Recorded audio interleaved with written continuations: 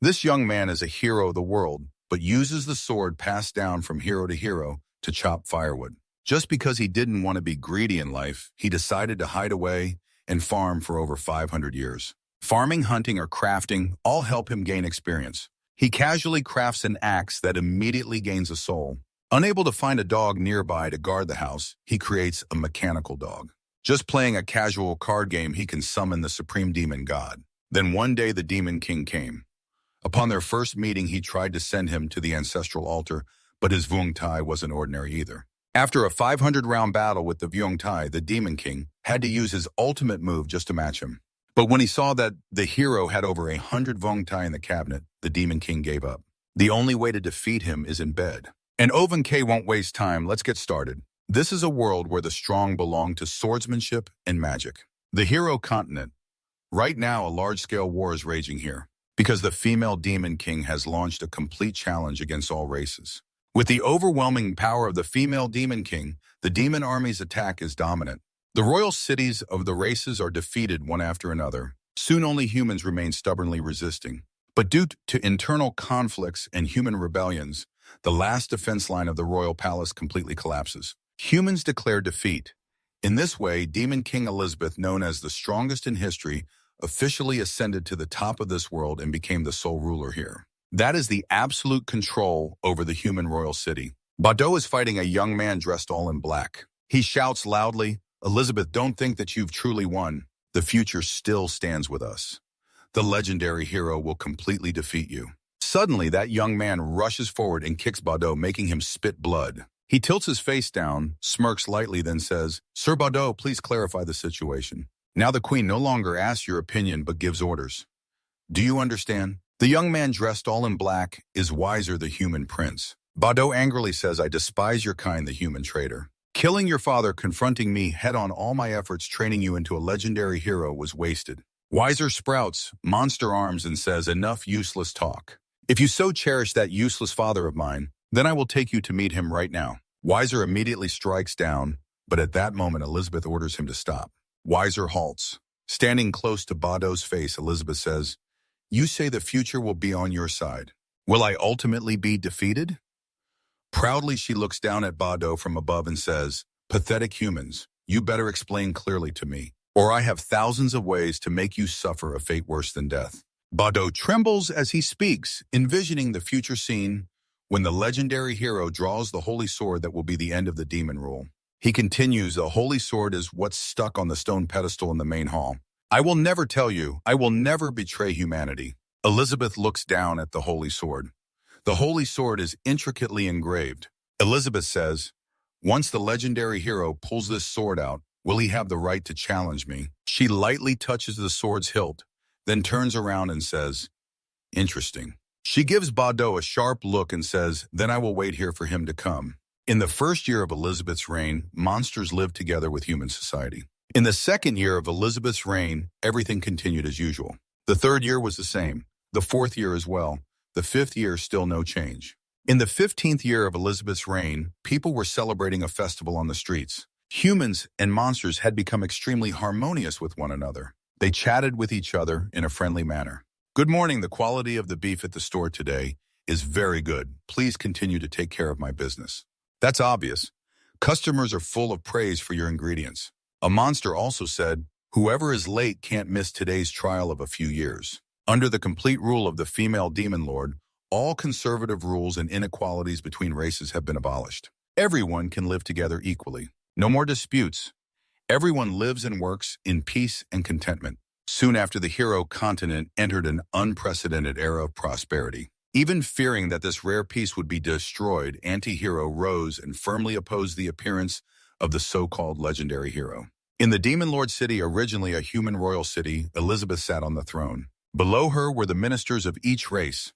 Elizabeth said, "So still no news about the legendary hero." The elf minister named Tui Lao said, "Your Majesty, the goblins have mobilized all the insects on the trees to search, but still found no news about the legendary hero." The dwarf minister named Hei Mo reported, "Our dwarves aren't good at gathering intelligence, but according to the concentrated feedback from various weapon shops, no suspicious figures were found." The human minister named Aristotle also spoke, I think even if that hero appears, he's only deluding himself to fight against all of us and has nothing to fear. The demon minister named Gim whispered to Ezreal, Sir Ezreal, you just arrived, so you don't know that Her Majesty is not afraid of that legendary hero. On the contrary, Her Majesty is eagerly awaiting his arrival to confront him. With that prophecy, Her Majesty has thoroughly studied all kinds of ancient magic and combat techniques. The Beastman minister named Mark Han whispered, as long as Her Majesty is willing, this hero continent can be wiped out immediately. Vulo said it was all because of that idiot B.A. Dao. The future outlook is meaningless. Her Majesty's rule is truly a blessing for all of us. Let the legendary hero die. Suddenly, someone outside held a sign saying, anti-hero, anti-hero. That person wore a pair of clunky slippers as he walked in. Two people said in exasperation, whoever just mentioned B.A. Dao immediately shows up. The person holding the anti-hero sign and wearing those clunky slippers is B.A. Dao. He walked crazily into the Great Hall chanting anti-hero, anti-hero, supporting the wall of the Demon Lord opposing the appearance of the legendary hero. Elizabeth immediately cast magic from her fingertip. A giant magical claw lunged at B.A. Dao. He was grabbed by that giant claw. Elizabeth stepped forward with a sinister smile and said, tell me clearly where the hero in that prophecy is. B.A. Dao replied fearfully, actually, the future vision isn't necessarily accurate.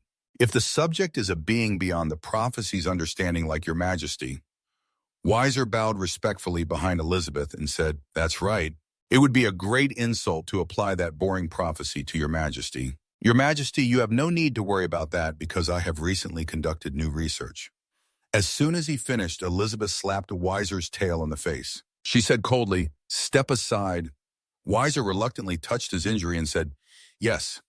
Elizabeth angrily threw B.A. Dao away, saying, a bunch of useless fools. B.A. Dao was thrown stuck against the wall. Elizabeth said solemnly, I have risen to the pinnacle of the world and am the ruler of all. I will not wait for that legendary hero to challenge me and then become a stepping stone for his fame. Saying that, she stepped closer to the sword. Elizabeth stared at it. The holy sword had stood tall there all this time. Elizabeth reached out to grasp the sword and said, fine if you won't come to me. But then she said in surprise, Your Majesty, do you mean to? Vulo also said in alarm, please don't, Your Majesty. Elizabeth said, then I will come find you. Then she exerted force to lift the holy sword. A powerful aura radiated out. Elizabeth's face showed determination as she continued to use both hands to lift the holy sword. The terrifying aura spread. The ministers had to use magic to protect themselves. Vulo exclaimed in astonishment, no way does the demon lord really want to pull out the sword. The three daughters-in-law were trapped in a rock, crying for help. Miss Two, please shield me again. The aura from Elizabeth shot straight up to the sky.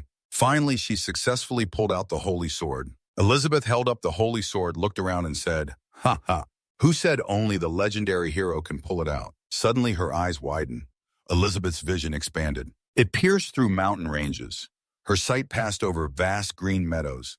Finally, it stopped at a humble little house. Elizabeth happily said, oh, so you've been hiding here. Then she used her magic needle to forcibly teleport. A magic circle appeared around Elizabeth's body. Wiser panicked and said, great demon king. He ran to Elizabeth begging and pleading with you, begging you to let him continue serving by your side. His arm nearly touched Elizabeth, but she teleported just as Wiser grabbed him, dazed, saying, boss, my master. Elizabeth had a small house in a fertile field in Newbie Village, lying in the middle of a vast grassland. A young man was wiping sweat. He was the legendary hero. Holding a hoe, he said, farming is a joy. A brief introduction about him. My name is Lock Ben. In reality, I'm just an ordinary office worker with an ordinary life. I don't like playing games or watching cartoons. My only hobby is probably watching short videos I like while on the way to work. Lockbin was watching a video of a farmer giving farming instructions. He scrolled down and saw a video about the process of making snail noodles. Scrolling further, Lockbin watched a video about a rabbit that seemed to be hit by a car. The person in the video decided to take it to the riverside to try. Lockbin said, really admirable. If only I could live a life like this, how great that would be. Just after finishing his sentence, he was teleported to a strange world. Dragons were flying in the sky. Around Lock Ben was a vast world. Then I came to this world. He looked around in panic. Guided by the newbie system, I gradually learned basic survival skills here. But in reality, I really didn't know anything about things in the other world. But that didn't matter. A rural life like this is exactly what I wished for. I feel much healthier than when I was working. At that moment, the system panel announced, "Hello, player. After completing this newbie training period, you have met all the conditions to leave Newbie Village. Begin your adventure." Lockbin said, "Well, isn't that great now? Why do you have to leave here?" The system replied to him, "After leaving Newbie Village, you will meet all kinds of people in this world. You can become their disciple and learn various swordsmanship and magic skills. Become a legendary hero and defeat the great demon king. Begin your adventure." Lockbin replied, "But I basically don't want to kill any great demon king. I just want to live here, not allowed." The system was startled by his answer. It promptly answered Lockbin, "Of course not. The player's mission is to destroy the demon king. Begin your adventure."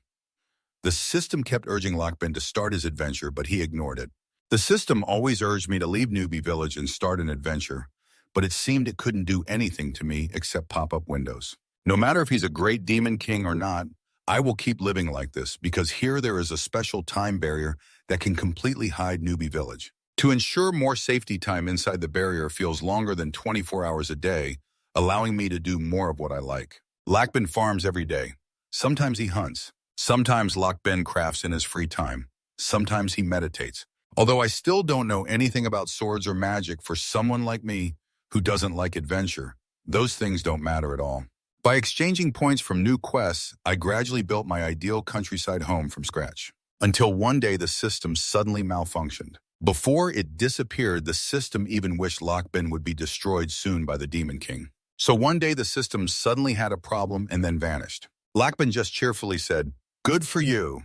He took off his hat, his stomach growling, saying he'd been busy all day and it was still rumbling. He then walked over to the pile of wood and said it seemed like there wasn't much firewood left. He needed to prepare some stones in advance. Lockbin said, Right, I forgot about the big kite in the forest when I went out to chop wood this morning." The big kite is a tree. Suddenly a storm with thunder and lightning appeared in the sky. Lockbin looked up at the sky confused and dazed. He sighed, "No way right now." Elizabeth began to emerge from the eye of the storm. She arrogantly said, "This king has found you." The legendary hero suddenly startled Elizabeth when she saw Lockbin running in panic. While running, he said, "Why is it suddenly raining hard and my clothes still have dried fish?" Elizabeth was dumbfounded, speechless, tightly holding the string of dried fish that had just been hung on the rack. The sky had now turned gloomy, the scene looking like a heavy rainstorm was about to come. Standing there, Lukden held a pile of dry clothes in one hand and tightly gripped the string of dried fish and sausages in the other. He sighed deeply, then said, "Phew, luckily I grabbed them in time. Otherwise, I'd have to throw away all my dried fish and sausages." At that moment, a continuous barking sound came from afar. Woof, woof, woof, woof. A robot dog was running fast, heading toward its owner, who was Vuong Tai. The robot dog was also Lockbin's companion in this wilderness. Vuong Tai was filled with excitement upon seeing his owner. The little dog happily jumped up, running a few circles around the feet, its face full of joy. Seeing it approach, Luke Den turned his head down and said, "Vuong Tai, don't play around, it's about to rain. Let's go home quickly." The two played together below. Vuong Tai kept barking loudly, "Woof, woof." The dog made its owner feel embarrassed about the situation at hand. He held stuff in one hand, a string of dried fish in the other, and kept fumbling with Vuong Tai. Suddenly a voice sounded, instantly catching Lukden's attention. He looked up and saw something descending through the misty sky. Lukden asked, confused, "Hey, Vuong Tai, what's that object in the sky?" Vuong Tai was trembling in panic, his body shaking and reacting very slowly. "How dare you call this king an object?" A woman appeared in the sky with wings that seemed to spread across the entire sky. She looked down arrogantly, arms crossed, revealing a perfectly shaped body clothed in an outfit like a demon king. Seeing that, Luke Den immediately fell into fear. He hesitated and replied, "No, sorry, I didn't see clearly just now." He waved his hand dismissively, his face showing clear fear of the other party. At this moment, a line of yellow magical power appeared on Elizabeth's hand. With a slightly smug expression, she said, "First, I need to verify something." Then she pointed her finger downward and suddenly intense sounds erupted violently. The attack immediately rushed toward Luke Din at an extremely fast speed. Seeing this, he panicked, and everything in his hands fell to the ground. In a somewhat panicked tone, he shouted, "Wait a minute, what exactly are you talking about?"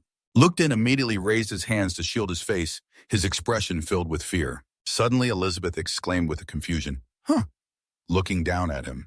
At this moment, a stream of energy surrounded his entire body. The power was so tremendous it deflected the attack that Elizabeth had just launched. He stood right in the center of that power. A huge whirlwind kept appearing. Suddenly, a sword appeared right within Luke Din's reach. Seeing this, he reached out to grab it firmly. Luke Din began to grasp the sword, his expression a little panicked. The sword in his hand immediately stood upright, his body filled with killing intent, his face turning stern. The sword was swung down the tip, pointing straight at the ground. The yellow light emitting from it made the scene even more suffocating. Cha-cha-cha-cha-cha. Suddenly, something flew into my hand. As he spoke, Luke Din's hand kept shaking, his expression a bit puzzled. His hand continuously swung the sword up and down. What is going on here? As he spoke, his expression turned confused. On Elizabeth's side, she clearly showed a look of discomfort on her face. She clenched her teeth tightly, thinking to herself that if the Alpha Holy Sword recognized it, there could be no mistake, but his ability to sense magical power was even weaker than ordinary soldiers. He must be hiding his power. Then she spoke in a cold tone. I am the strongest demon king in history, Elizabeth. Today I have come to completely destroy you. As she spoke, a dark red magic circle appeared in her hand. It had large circles with many characters surrounding it. Her expression became ice cold as she glanced toward the opponent. Hearing that, Luke Din's face immediately showed fear. He instantly clutched his head with his hands, fearfully saying, Demon King, why have you come to my house? I have never even left here. At this moment, Vuongtai bravely stepped forward. The little dog kept barking loudly at her. Hearing that, his expression became tense. He turned and shouted, Shut up, you stupid dog. Don't provoke her anymore. At this moment, countless magic circles appeared in the sky. The abyssal magic spell that Elizabeth cast kept colliding, creating huge sound waves. The whirlwinds began to rise violently. Extinction species Elizabeth's attack was immediately launched. A large rock she summoned appeared behind her. Seeing what was happening before his eyes, Luke Din's expression turned panic-stricken. I understand now, just as the system said, it's inevitable for a hero and a demon king to meet, even though I have never left the rookie village. Thinking this, his eyes widened in amazement. Vuongtai kept barking loudly. Meanwhile, Luke Din immediately dropped the sword from his hand and said, Then there's nothing more to say. He turned and entered the house looking frightened. His whole body kept trembling, taking slow, hesitant steps. Vuongtai continuously looked up at the sky and barked loudly. Behind him, Elizabeth's magic kept growing larger. Luke Din was running inside in fear, his legs shaking uncontrollably, thinking fearfully, Even now I'm still a rookie, but the boss has come right to my door. So besides accepting fate, what else can I do? Approaching the door, he grabbed the handle. Then he turned his head to look back, or you could say it was time to be satisfied. He began pushing the door and walked inside, his face lifeless. His mind kept thinking, I don't regret living such a happy time here. In the end, let this place return to zero together. Bang! The sound of the door slamming echoed loudly. Luke Din quickly shut the door tight. Meanwhile, Elizabeth was annoyed and thought, No way! What did that guy mean by smiling at me just now? From Elizabeth's perspective, Luke Din appeared with a contemptuous smile and glanced at her. He said, Come on over. She angrily shouted in a tone as if wanting to hit him. Could it be like that? Such arrogance. Then she pointed straight ahead. Die quickly, she shouted loudly. At this moment, countless attacks immediately rushed toward Luke Din's house. They carried strong force as they approached the target. Sensing danger, Vuongtai's eyes brightened. Pay attention to its eye. Many sequences of calculations began to appear. Countless characters showed up. The attack was rushing at an extremely high speed. It was 100 times larger than Luke Din's house. The force made the ground fly and rocks scatter everywhere, thrown up into the sky. Calculation complete. Vuongtai's brain finished the process. Its two eyes immediately turned bright red. Click! The sound of assembly echoed. On the side of Vuongtai, something like a jet gun appeared. Its size was huge. The engine began to activate combat mode. A missile appeared on Vuongtai's back. Numerous jet weapons rushed forward. The missile was immediately launched. The sky lit up from the explosion. Loud booming sounds kept ringing. A massive explosion suddenly occurred. It blocked Elizabeth's attack. Vuongtai stood below, continuously looking upward and barking loudly. Seeing this, Elizabeth smiled smugly and spoke with a contemptuous tone. But Izu, I was wondering why a legendary warrior could be so arrogant. Turns out, he has a magic tool that can open spiritual energy. But before me, everything is inferior. As she finished speaking, she focused her magic power into both hands. With a somewhat disdainful expression, Her gaze sharpened as she looked down. Due to the whirlwinds and dark energy continuously rising around her body, loud, intense waves of attacks erupted fiercely. The pressure of the magic power constantly pressed down on the ground. Dust flew everywhere. A large orb created from Elizabeth's magic appeared in the sky. The world-destroying spell was gradually concentrated by her into a powerful attack. Dust and whirlwinds continuously appeared around it. At this moment, Elizabeth said, "I'm no longer interested in testing with you. Just go on." As she spoke, her eyes looked down with contempt. She raised one hand ready to launch her attack toward Vuong Tai. The Great Earth spell was immediately cast. The powerful magic blew apart the sky in that area. A purple light continuously covered the orb. It moved closer to the ground. On Vuong Tai's side, the little dog continuously displayed countless characters in its brain. Thousands of number sequences appeared. Its expression was somewhat confused. After completing the calculation, Vuong Tai immediately generated an energy field covering its area. Its eyes turned blood red, its mouth opened wide. From its mouth, a stream of black light appeared. It gradually concentrated into a small orb. Vuong Tai kept gathering power for an attack, its gaze fixed directly on Elizabeth. Its expression was somewhat frightening. Suddenly, an attack sound rang out. The little dog launched an attack toward the thing approaching it. The black attacks shot up continuously. It collided with her spell. But compared to Elizabeth's high-level magic attack, Vuong Tai's strike was nothing. Seeing this, she coldly said, "Worthless." Vuong Tai's attack collided with the seismic spell, producing a meek sound before disappearing, along with the quake. Elizabeth's tone was smug. She smiled with disdain. The seismic orb kept growing over time. A black hole in space, a massive technique headed straight downward. Its destructive power created lightning that covered the sky, all overshadowed by this attack. Blue light radiated from it, spreading everywhere. A stream of black energy headed straight to the center of the attack. The destructive power was immense. Suddenly, Elizabeth's attack vanished into thin air, leaving nothing behind. The clear sky with scattered white clouds appeared as the attack dissipated. Seeing what was happening before her eyes, Elizabeth became alarmed. She seemed unable to believe what she was seeing. Her eyes showed obvious shock. "My world-destroying spell has been broken," she thought silently. Her expression stiffened clearly. Sweat continuously dripped down, eyes wide open. What exactly was he doing in there? Her gaze turned toward Luke Din's house in Vuong Tai. The dog's eyes in his window glowed golden. The simple appearance made everything around feel very familiar. Inside the house, Luke Din looked ahead with an indifferent expression. His eyes were dazed hands tightly gripping the blanket. He said, "Finally arrived, now I understand everything."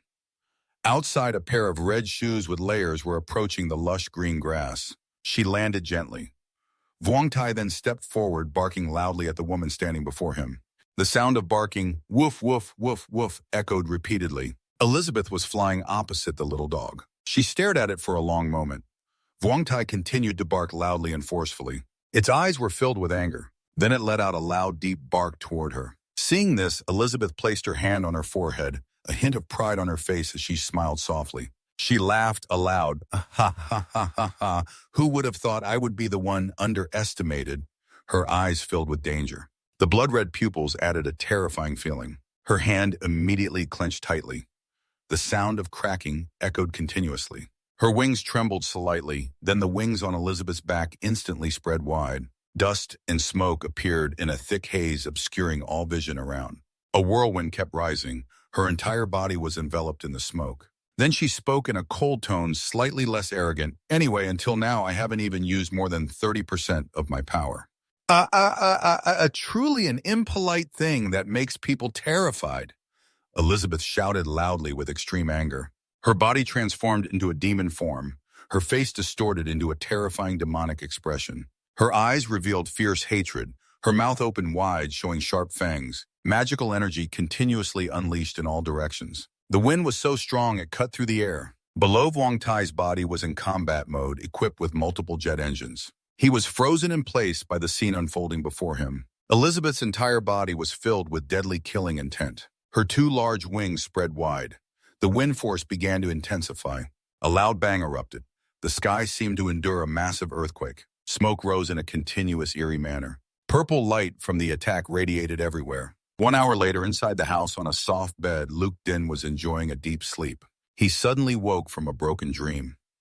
His eyes slowly opened. "Am I dead?" He began to sit up, rubbed his eyes, then yawned loudly. He softly said, Ha ah ah ah ah. Scene shifts to the living room. Everything was arranged neatly and orderly. Isn't this my house? His tone was somewhat surprised. His eyes showed disbelief. His foot hit the bed with a loud thud. He swallowed nervously, thinking, seems like there's no movement outside. His hand gripped the door handle tremblingly. But that Demon King must still be outside in that twisted form waiting for me. Thinking this fear was clearly on his face. Luke Ben slowly opened the door and cautiously looked outside. Outside, the scene was chaotic. Thick dust surrounded the area. A whirlwind kept rising. In the center stood a blurry, ghostly figure of something. Elizabeth appeared with an extremely angry expression. Her body was covered in wounds. Her eyes looked furious. Her face showed cruelty. She was tightly gripping Vuongtai's head. His body trembled uncontrollably. The sound of crackling echoed repeatedly. Strong electricity shot out all around. The Demon King's hand clutched Vuongtai's head tightly. The outer glass cracked instantly. Seeing the situation before her eyes, Luke Bin spoke up. Vuongtai is on Elizabeth's side. She used immense force, causing the robot dog to explode with a bang. It was completely destroyed. She threw the robot dog aside and took steps toward her opponent. His face clearly showed anger. He immediately spoke honestly. Sorry, Soul King, for destroying the demon artifact you had. His body was covered in wounds. The demonic aura also emitted densely. Hearing this, Luke Din's expression became panicked. He exclaimed in a trembling voice, no problem. If there's anything, let's just sit down and talk, calmly, okay? Demon King Elizabeth wore battle armor. On her head was a pair of long, sharp horns, and she was spreading her wings. Her whole body radiated a terrifying power. She said, fine after I kill you. She thought it was really absurd. He let me fight with all my strength. Is this the ending in the prophecy for me? Worried, Elizabeth's face was dotted with sweat. Suddenly, the Demon King collapsed to the ground with a loud thud. Dust flew everywhere. Lock Bin was so surprised he exclaimed, Hey, miss. He ran over to support the Demon King, sitting her up in his arms, and gently asked, Are you okay? The long horns on her head were gradually fading away. Her battle armor was doing the same. Lock Bin was extremely panicked as he saw layer by layer of her clothes disappearing. He turned around frantically and shouted, what are you trying to do? Meanwhile, the Demon King kept her eyes closed and didn't move. Her clothing completely vanished, revealing her chest through the mist of dust. That was enough to make Lock Bin have a nosebleed. Soon it was already dark. The bright moon shone high in the sky. Owls on the branches began their nightly life. It was now 9:30 in the evening. Her red hair was long, flowing down her neck. She wore a white t-shirt dress reaching to her thighs, but her hands were tied behind her back. She suddenly opened her eyes, awake. She turned, trying to struggle, thinking to herself that the Demon King had actually lost embarrassingly. The Demon King had sat up and looked behind her. Realizing she was tied up, she thought that he didn't take the chance to kill her, but imprisoned her instead. He wanted to show off to the world and assert his authority. She tried to use her magic to unlock the handcuffs, but her magic couldn't open the black iron cuffs. Elizabeth was frustrated, facing another demon artifact she had never seen before. She sat looking at the room, wondering how much power he was still hiding. On the table were chess pieces from a chess set and tarot cards. Elizabeth stared at them intently, feeling puzzled. These strange things didn't seem simple at first glance. It seemed he was far more cruel than she had imagined. She had underestimated her enemy. Lock Bin opened the door and stepped in. In his hand was some hot, steaming food. He spoke, you're awake. The Demon King immediately raised her voice. If you want to kill, then kill. Don't think this king will bow and beg for mercy. Those words made him think silently that the Demon King was truly terrifying, but this was his only chance to survive, and he must seize it. He was sweating slightly and said calmly, We can talk about that nicely. Her hands, handcuffed behind her, moved slightly. He approached the table, placed down the food, and said, by the way, I only handcuffed you as a precaution. You know how scary you are. Then Lock Bin waved his hand and continued, no. I mean, you know you're very strong. This made the Demon King very confused. Lock Bin went on, There must be some misunderstanding between us. Now I will take off your handcuffs. Let's talk properly. But in Elizabeth's eyes, Lock Bin looked like the villain. His previous words she interpreted as sorry. From the start, did she think she was strong enough to challenge this brave man? Lock Bin's face was extremely wicked. His smile stretched almost to his ears. His eyes were wide open as he said, Big mistake, wrong. If you want to live, then meet my demands. All of this made the Demon King understand that Lock Bin was threatening her. He unlocked her handcuffs. He said, All right, I'll take off your handcuffs to prove I really mean no harm. As promised, let's have a pleasant conversation. Meanwhile, the female demon king stood rubbing her wrists that had just been tightly shackled. She silently thought that the outside world was currently very unfavorable for this king. Powerful warriors were everywhere, so you two will definitely regret your arrogance later. Contrary to what the demon king thought, Lock Bin was so scared that he was trembling and said, maybe you should rest first. He monologued to himself, surely everyone is curious why I didn't kill the demon king while she was unconscious. He scratched his head and pulled at his hands, his face showing clear fear and panic. He said, this is a world of swords and magic. It's normal for the demon king to master resurrection skills. I can kill chickens and ducks for soup, but killing people or the demon king, I can't. He drew a kind of truth. But settling conflicts between heroes and demons doesn't necessarily have to be a battle. Then Lock Bin held a rose in his mouth and said, as long as I prove I'm not a threat to her and befriend her, I can continue living. Then Lock Bin laughed loudly at his own thoughts. But the demon king thought, damn it, he's still mocking me. He reached out and petted the head of the dog named Vuong Tai. He reminded Vuong Tai, who was covered in wounds and battered, all wealth is rotten like this. Elizabeth sat on the large bed, her face tense as she looked toward Lock Bin and said, so is this the most powerful magical artifact you have? Her tone held some doubt, her gaze fixed directly on him. Hearing that, Lock Bin was a bit confused in his head. What magical artifact? I was just bored here and made a little toy. His face slightly embarrassed, he replied, well, you could say that. Vuong Tai was created through my research. Seeing this, Elizabeth smiled smugly. Her eyes showed some disbelief. Her gaze suddenly widened. A fierce expression appeared clearly on her face. Her eyebrows furrowed, showing obvious anger inside. She thought silently, this time you underestimated your enemy. After unlocking the shackles, I can quietly use deep magic transformations with infinite magic power to quickly recover. Losing the protection of the strongest magical artifact is like losing your left and right hands. So the power has already shifted to me. Then Queen Elizabeth immediately stood up. Her body slowly moved. Her face now clearly showed hidden danger deep inside. She spoke, sorry for accidentally breaking your stuff.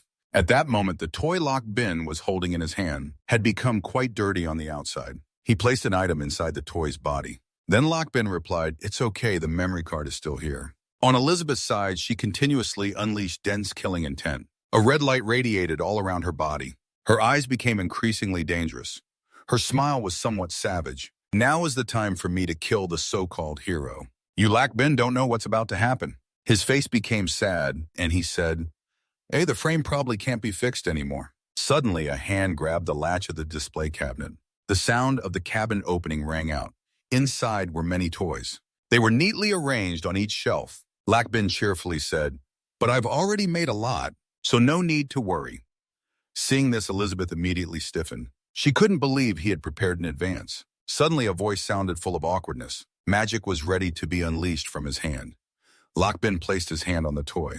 Beep! He immediately inserted the memory card into the back of its brain. The toy in his hand seemed to come alive. Beep! As soon as the start button was pressed, it seemed to come to life like a little dog jumping excitedly. Seeing this, Lock Bin said having it around is fun, but sometimes it can be mischievous. So normally I just start up one to keep inside the house, he. Lock Bin's expression turned savage. He gave a smile that made others feel fearful. His eyes wide open, gaze sharp. Meanwhile, the little dog was growling, showing its fangs clearly, eyes looking excited, turning bloodshot red. Seeing that scene, Elizabeth became frightened. Her body trembling uncontrollably, she collapsed onto the bed, her gaze dazed. Upon seeing that, suddenly a white mist flew in from nowhere. Queen Elizabeth immediately smelled the scent. She took a deep breath to sense it, then asked, what kind of smell is that? Her eyes glanced to the side, hearing that Lock Bin replied, I saw you fainted, so I made some food to warm you up. On the round table were 2 dishes laid out, steam rising thickly, ordinary beef porridge, and regular dumplings served very appetizingly. Seeing the food, Elizabeth arrogantly replied, only the weak need to eat this. I have reached a transcendent realm. I don't need such things. As she spoke, her eyes widened in surprise, her throat swallowing hard repeatedly, but her stomach ignored her words and immediately let out a sweet rumbling sound echoing throughout the room. Elizabeth froze from the previous situation. Seeing this, Lock Bin immediately brightened up and said, these dishes are all made from vegetables grown at home, straight from nature. You should try some. As he spoke, his face was full of anticipation, eyes wide and shining brightly. Hearing him, Elizabeth took the plate in her hands, looked toward the table, and slowly reached out, picked up a dumpling, opened her mouth wide, bit a small piece, and slowly chewed to savor the food. Lakban felt nervous and eager for her feedback. He was tense, hands clenched tightly, thinking to himself that although confident in his cooking skills, she was the Demon King. Would she accept these dishes from Newbie Village? The dumplings kept getting pierced and brought to her lips one by one. She bit off small pieces, the number of dumplings gradually decreasing to just a few, but their appeal was irresistible, even to the Demon Queen of the Demon Realm. She bit each piece deliciously, feeling satisfied in her mind, thinking as she bit into the sauce that burst like fireworks in her mouth. Natural deliciousness without additives and also containing a very high magical energy concentration. Her face showed satisfaction and relaxation before this worldly delicacy, thinking, such a rare delicacy, so delicious, even I can't bear to swallow the last bite. Thinking this, her expression showed desire for more, her throat repeatedly swallowing saliva. Suddenly, her eyes widened more and more, as if something was tearing inside her body. Her heartbeat pounding loudly, every thump echoed in her mind. Oh, a sensation of bursting from within her body immediately surged. Her face became entranced, her whole body started sweating profusely. Ugh! It's so hot, Elizabeth exclaimed with a troubled expression, trembling all over. Legs tightly closed, her voice starting to sound pained, as she said, "What did you put in the food?" Seeing this, Lakban panicked, biting his hands, and then said in alarm, I added a few chili peppers based on my taste. Turns out the Demon King can't handle spicy food either. Hearing that, Elizabeth's eyes dimmed, thinking to herself, sure enough, no good intentions. This cruel guy Dung imprisoning me is just using me as a test subject. Suddenly, Lakban remembered something he said.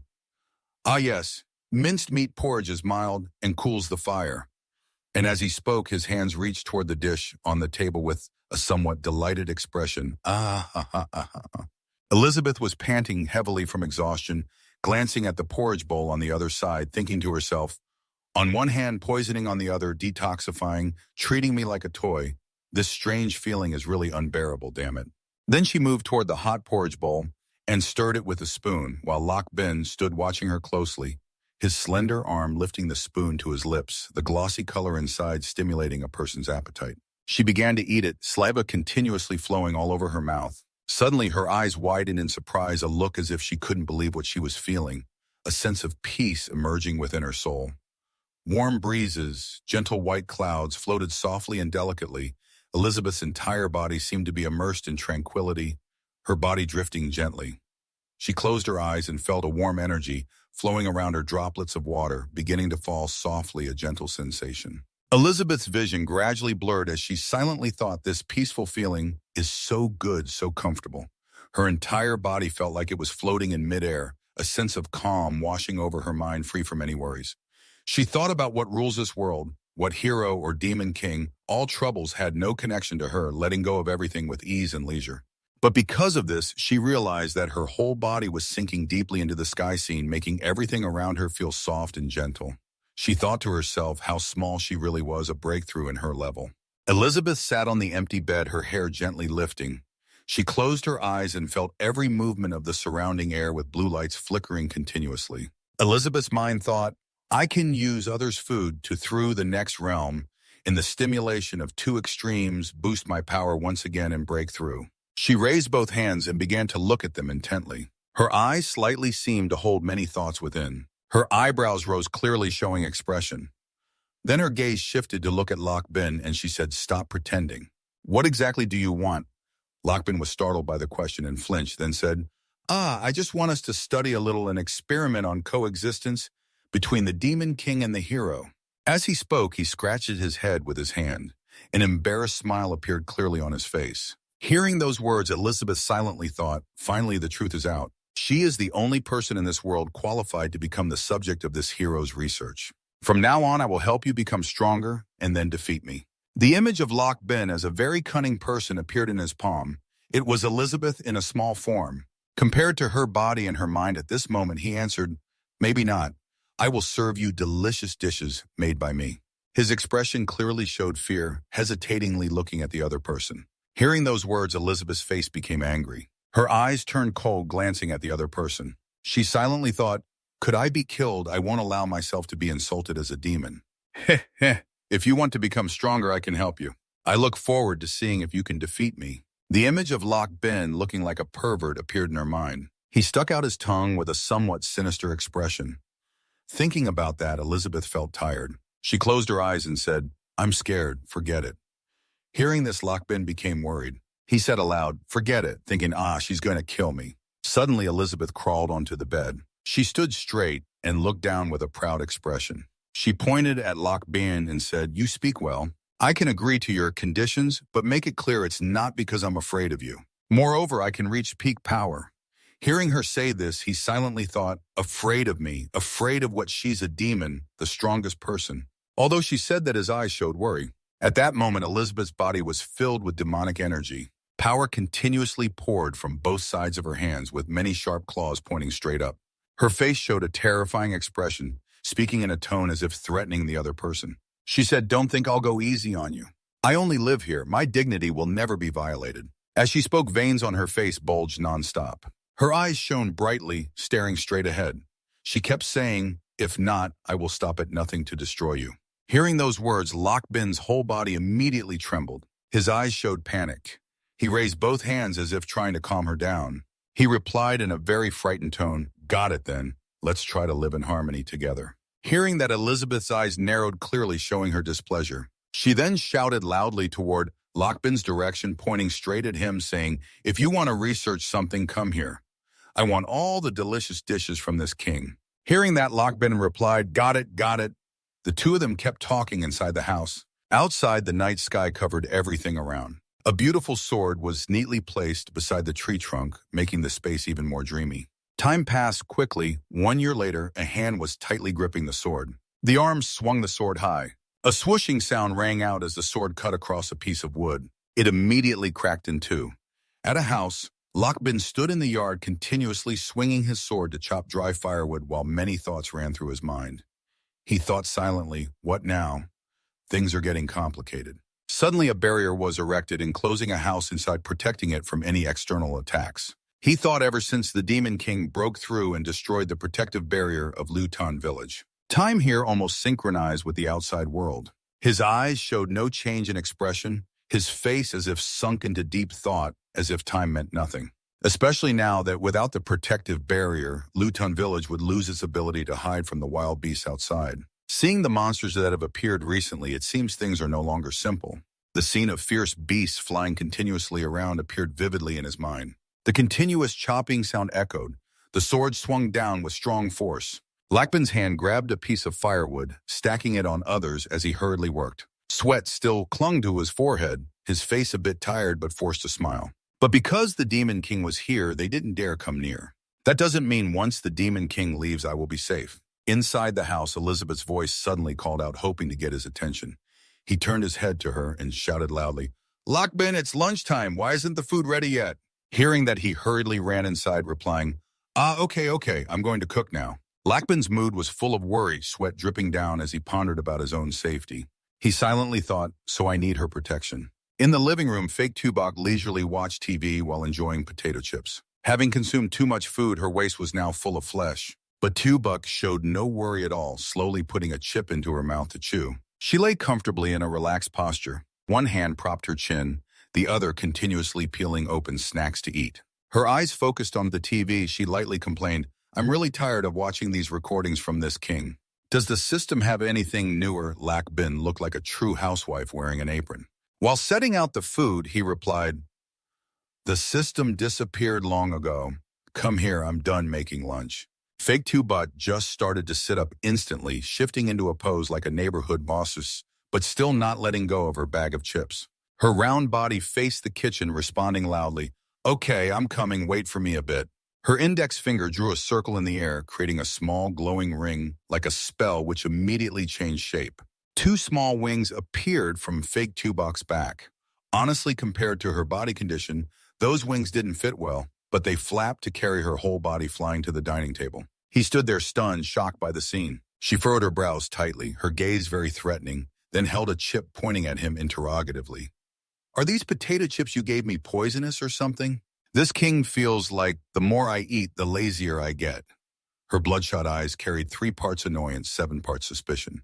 Beneath the guise of delicious food lies chronic poison meant to harm me, to make me fall into decadence. Dream on. Lakbin was preparing a meal with a variety of very delicious dishes and helplessly explained, potatoes are high in calories, eating too much easily accumulates excess fat. So naturally you'll start to feel old and lazy. At this moment, Xiaobai finally noticed her cute little belly fat, and with a blank look she muttered, excess fat, then conveniently pinched it. A second later she snapped her fingers to cast a spell.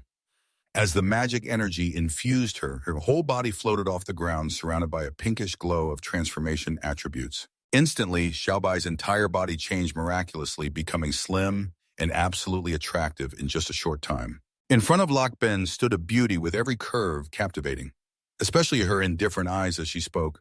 Sorry, excess fat, all your stored energy has already been transformed into magical power by me. Binka was shocked by the recent event, his whole body stunned with no expression, silently admiring the power magic energy could even be used like this. The fake Xiaobai leaned on the dining table, resting her chin on her hand with satisfaction. Ha ha, yet another scheme destroyed by me. Feeling very disappointed, he sat timidly opposite, trembling, and gave a forced laugh. Ha ha ha, whatever you say is right. Let's eat beauty. In front of him was a joyful face at the sight of the dishes, holding utensils in both hands. Eyes shining brightly, and even the mouth couldn't help but cheer, oh, today's lunch really suits my taste, I won't be polite anymore. She was like an absorption machine, running at full power, continuously scooping spoonfuls into her mouth. Lakbin saw this and immediately reminded her, hey, eat a little slower. Seeing his current state like someone just lost their sorrow, Gao Lusao rested his chin and continued. Though his words sounded reluctant, if it's not enough, I'll work extra, it's okay to eat more. Deep inside it felt like suffering. It seemed that he still had to live with the Demon King for a while longer. Shobai, spoon in mouth, stared at the other party, trying to understand his meaning, and perhaps because of Thuk Tweet, who overthought she pictured Lok Bin as a demon threatening her fragile little piggy self like Hong, fattening her up before turning. Imagining this, the beauty angrily slammed both hands on the table, causing the plate of food to shake. Lakbin Ten spoke. There's still dessert, I'll get it for you. But this fake Xiaobai was already furious, because of her wild imagination, veins bulging on her forehead, jaws clenched continuously. Enough, you still treat me like a pig all this year. I've broken through 10 times already. No matter what, I have the ability to challenge you now, so let's settle this life or death battle. From the fridge he took out an appealing dessert and carefully informed the person at the table it was pudding, Elizabeth's favorite. With a great appetite, Sol Xiaobai's eyes suddenly sparkled, as if she had found a treasure. The pudding with a cherry on top seemed to glow with a sparkling effect, instantly turning her from unimaginable anger to a child given candy. Xiaobai jumped joyfully and ordered, awesome, bring it to me quickly. He looked at her with a satisfied smile, thinking, thankfully, this Demon King isn't too hard to feed. Just feed him on time, and all will be calm. At the same time, at a different location, someone was running away. The man, less tense, glanced back, looking worried about something, holding his daughter, Afeni's hand, as they ran with all their might. Behind them were many shadowy figures flying, looking like grim reapers, wearing black cloaks and strange masks. Sharp claws exposed, even emitting terrifying screeches. Yes, one of them took a run-up, leaping toward Mr. Sato. He anxiously watched as it raised its claws to attack. The two running on the ground caused a spatial crack. With just a wave of his hand, many black cracks appeared following closely behind the father and daughter. He was also extremely startled. All around were spatial cracks from those demons. They still tried to escape. A masked figure screamed and thrust his hand into one of the black cracks. Suddenly, from behind, Mr. Sato appeared, a black-clawed hand just inches away, coming from above near a water pipe, with many wires blocking all escape routes for the father and daughter. Trembling, they dodged, but got caught in the spatial trap. He gasped, drew the large sword from his back, slashing several times to break the surrounding formation, then returned to his original stance but was already exhausted. Tense teeth, clenched eyes full of determination to fight, he then turned to his daughter. You wait a bit. When I hold them off, you run towards the town gate. You'll be safe there. Afeni tearfully protested, unwilling to accept. No, EOX, how can you leave father alone and run away? He took a deep breath, carefully observing around to guard against sudden attacks, gently advising, Listen to your father. I promised your mother I would protect you well. That demon, after having its space water channel broken, refused to give up and continued to attack. It raised its sharp black hand toward the surrounding blue flames. In no time, a large blazing fireball appeared in its hand. Even several terrified faces appeared clearly within it. This is the demon fire. His eyes glowed with bright golden light, radiating an intense, fierce fighting aura. He shouted loudly that he must use his strongest technique to win quickly. He swung his sword, creating a large cutting slash, flying toward the demon's fireball. He called it the Hero's Slash. The name alone suggested overwhelming power. The fireball and the demon were cleanly sliced in half. The demon split into two pieces, falling freely to the ground. The other demon looked confused, seeing his comrade sliced like an apple. Then he raised his hand toward the two falling demon assassins. They immediately flew toward another demon in the group. He let out a soft sound as if sensing something. Under his mask appeared a greenish mixed substance.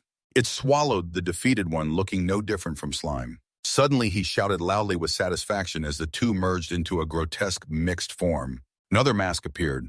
His entire body was surrounded by beautiful blue flames. Tiffany raised her bow, ready to take aim. At this moment, she was burning with fighting determination, just like her father. She firmly said that no matter what, she would not abandon her father. Releasing the bowstring, a streak of emerald light shot forward, creating a long, dazzling trail.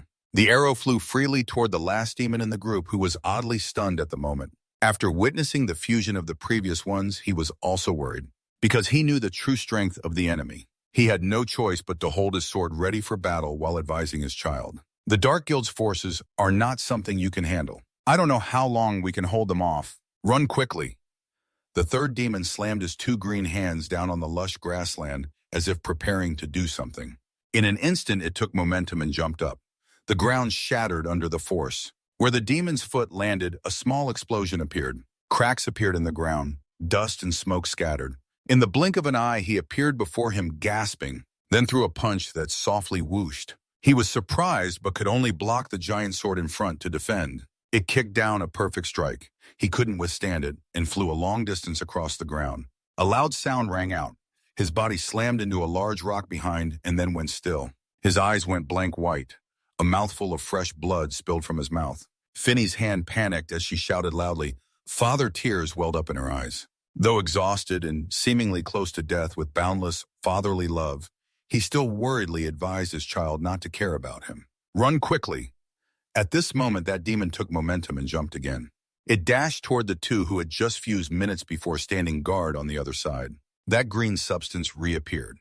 The two separate bodies gradually clung to each other. Thus, the three slowly absorbed each other, even though they all trembled. A new body was gradually formed. A black cloak seemed no longer to fit. Broad shoulders and large muscles were exposed. A new body formed with a piece of cloth covering it as before. Three masks gathered neatly in one place. This thing is much bigger than before. Perhaps because it was extremely satisfied, it screamed again in front of the father and son, watching the beloved father severely injured and unconscious beside him. Afeni opened her eyes wide, witnessing the recent scene, then immediately whimpered, begging, "I will follow you," pleading for them to spare her father. But unfortunately, the other party was neither human nor spoke human language. This mixed blue compound only opened its big mouth and screamed in terror. In the young woman's eyes now mingled fear and despair. She opened her eyes wide, staring deeply, wondering if she was about to die. The demon prepared to strike. Both hands were carefully wrapped in beautiful jade-green flames. At the dramatic moment deciding life or death, a giant pillar of sky descended from nowhere. That thing was crushed like a mosquito. The ground's impact caused dust and smoke to rise thickly, making it impossible to open eyes. Afeni helped her father sit up while tightly closing her eyes, unable to bear it. Moments later, she tried to open her eyes slightly to observe what was happening. But what lay before her shocked the girl, making her open her eyes wide and look down. Her face and legs had turned pale under the fresh blue sunny sky.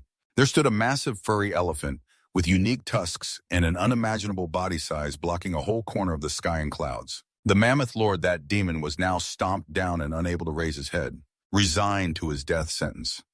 On top of the mammoth's head, there was a small house with impressive architecture.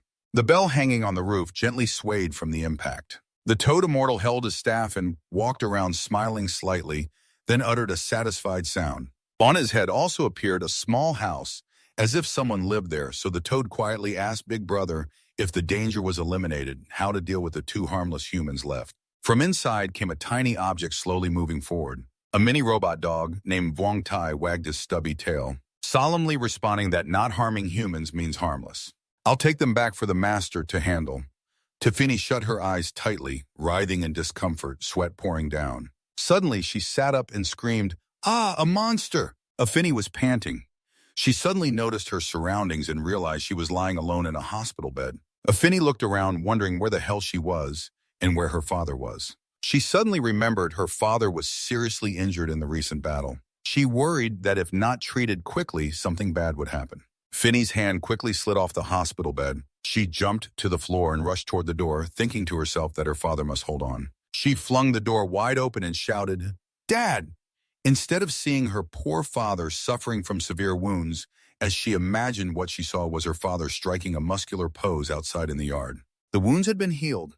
Ifini was confused, frozen, not understanding what was going on. Ralak Bin saw the solid physique of Rotho and exclaimed, "Oh, Uncle must have spent quite some time training to get like this." Rotho was happy to be praised, but still maintained his dignity, saying that as a warrior, physical quality is the most important. Elizabeth looked annoyed at the two of them. Lockbin looked at Rotho with admiration and said, "This is the warrior profession of the otherworld SAO, truly amazing." Vuongtai saw Lockbin so happy and ran around him barking as if wanting to share the joy. Elizabeth was already annoyed by Rotho and Lockbin, and now having Vuongtai making noise like that made her unable to stand it anymore. Elizabeth kicked Vuongtai hard, sending him flying. His body hit the ground and slid a long way before stopping. Elizabeth stepped closer to Vuongtai angrily saying, "Who allowed your stupid dog to bring these idlers here?" Vuongtai trembled, looked away and whimpered softly. Lakbin poked Rotho's muscles, looking at him with admiration, continuously exclaiming, "So strong, so toned." Rotho flared his nostrils when hearing so much praise from Lockbin. "If Mr. Lockbin likes it that much, I won't hide it anymore." Saying that he used 100% pure spirit fire, his body grew larger, causing his clothes to tear, and his muscles became more solid.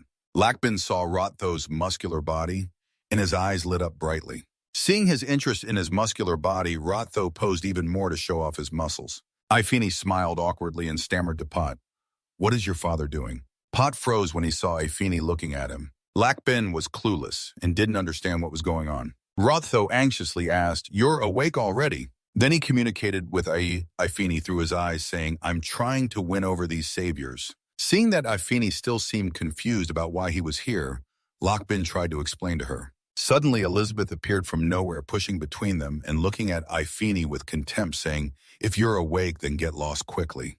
Elizabeth emitted an overwhelming, oppressive aura, threatening Ifini. "I'm warning you." She stepped close, pressing her chest against Ifini's armor, bent down to look at her like an enemy, and spoke. Rotho stood before Ifini, trembling and speechless. Seeing Elizabeth scaring Ifini, Lockbin stepped in to help, patting Elizabeth's back, as if telling her to stop.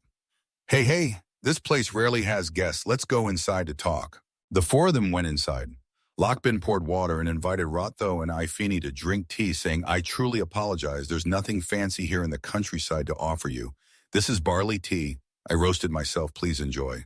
Ifini picked up the teacup, looked closely at it, and asked Rotho, "Father, is this the magical medicine you said instantly heals wounds after drinking?" Lockbin scratched his head and laughed. Ha, that's exaggerated. I just gave you cold well water before." Elizabeth sat nearby, sulking, thinking Lockbin brought these two here to do more evil experiments on them.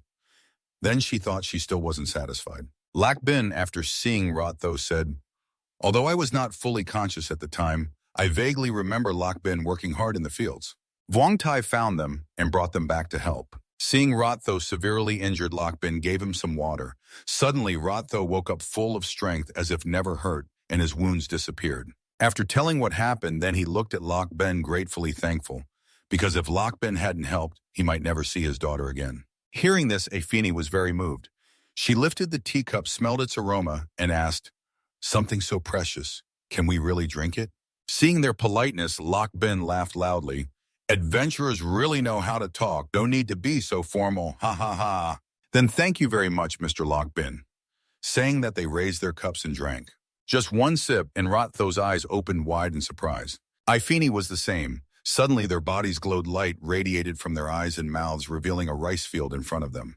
They felt as if they were lying on a soft rice field. Rotho felt his soul was freed, tears of happiness, falling, watching birds flying in the sky, seeking freedom. Rotho and Ifini felt as if they had been saved, lying on a vast rice field under the dazzling sunset.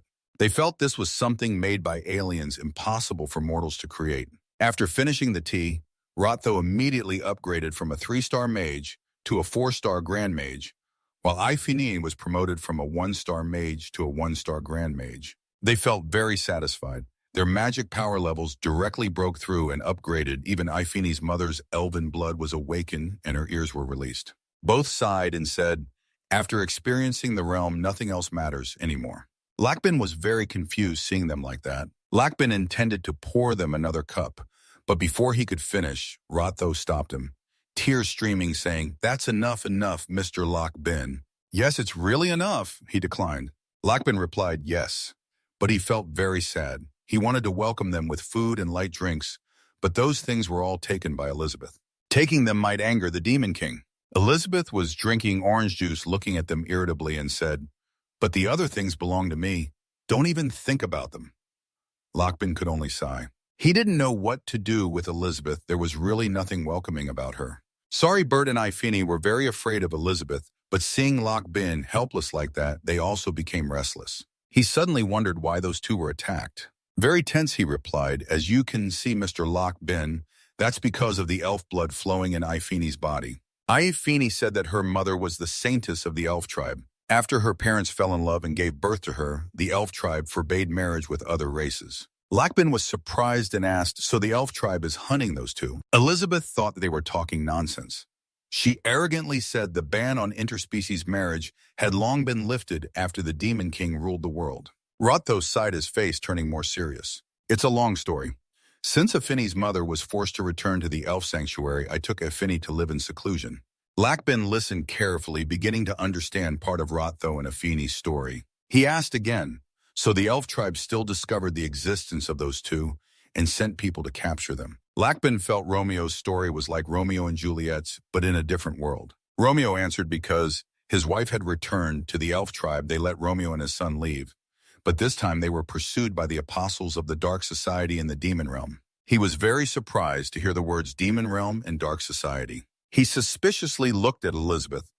Elizabeth suddenly became angry, stood up and pointed at Lakbin, yelling, "Hey, what do you mean by that?" Lakbin was scared and quickly put his hands together, apologizing. Seeing his earnest apology, Elizabeth calmed down and sat back down. She turned to ask Rotho exactly where the Dark Society was, what the Demon Realm was, and why they wanted to capture the elf tribe. Without fear, he said, "Someone said the Dark Society was conducting mysterious research on the human body, trying to resurrect the Demon King who once ruled the world." Elizabeth and Ifini said the elf tribe was one of their specimens, so even someone like her whose bloodline had not awakened became a target. Lakbin smiled bitterly, glanced at Elizabeth secretly, and thought, they even name names and still say it's not related to her. Elizabeth's face darkened after hearing what they said. She angrily grabbed Lakbin's collar and shouted, "Don't think I don't know what you're thinking." Lakbin hurriedly said, "I know, of course. I know you've always been here. Calm down, calm down." Ifini didn't know what they were talking about, so her father just told his daughter not to meddle. Elizabeth finally calmed down. She realized many things had changed over the past year. She continued to ask Rotho, who told him the Demon King was dead. He was very surprised to hear Elizabeth ask that. He said the Demon King had disappeared for 500 years. If she were still alive, she would have returned long ago and continued to rule the world. Lakbin was terrified hearing him say Elizabeth had been gone for 500 years. He clearly remembered she had only been alive for just over a year. Elizabeth was not very surprised and asked if there were rumors about how she died. Ifini said according to the record she was killed by a legendary hero named Luther. It also said the battle lasted a month, so in the end the hero died together with the Demon King protecting the 6 realms. Elizabeth was angry. She looked at Rotho and Ifini with cold blazing eyes and suddenly spoke boldly. Everything turned fiery red. Rotho and Ifini stood amid a vast sea of human bones. Ifini fearfully trembled and said, "Dad, is this a warning realm?" Rotho looked around fearfully and denied, saying, "No, this is pure murder intent." Elizabeth's face darkened. She sulkily said that rumor was false. The father and son Rotho were startled and said, "Yes," very loud.